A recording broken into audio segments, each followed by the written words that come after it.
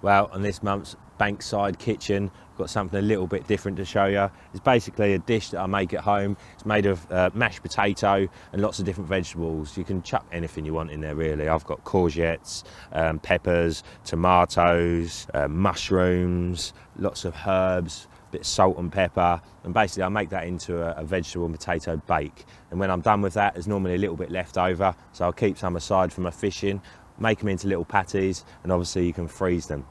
Now, it's the sort of thing that I quite often have at breakfast with an egg, but it's also the sort of thing that you could have with pretty much anything at any time of day. It's very filling, and also there's lots of goodness in there too. Did I mention the cheese?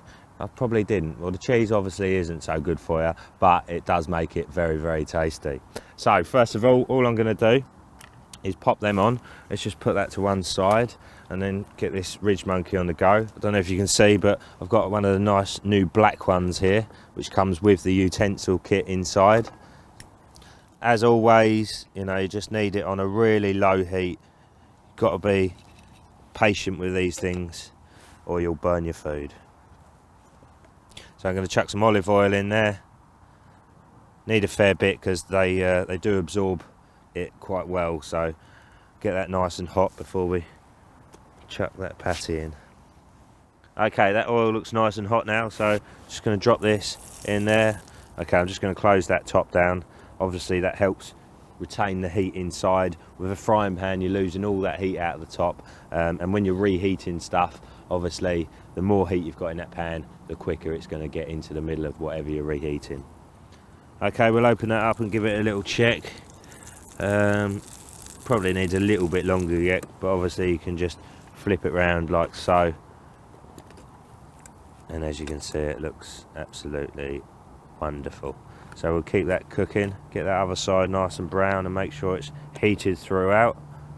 Okay, let's check this. It's probably had 4 or 5 minutes or so on a very low heat, looking lovely. Obviously everything's already cooked in there, so it's just a case of browning off the edges and making sure the heat is going right throughout it. So I'm going to pop a little bit more oil in there, pop a bit of oil in the corner that it's going to run to, and crack a little egg in there.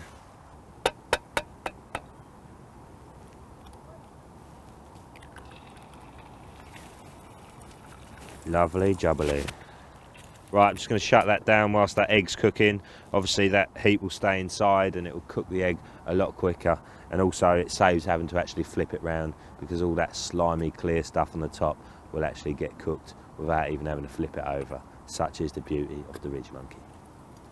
Okay, that is looking bang on. I did give it a little flip there just to speed up the process of cooking the actual egg, and that is ready to go on the plate. We'll plop that in the middle and we'll put the egg on top. Okay, look at that, absolutely lovely. Now I did promise my mate Ian Russell next door that I'd cook him breakfast today, so this is going to him. As I said, breakfast, lunch or dinner, it's absolutely perfect. Nice and filling, tastes amazing, and nice and simple to cook.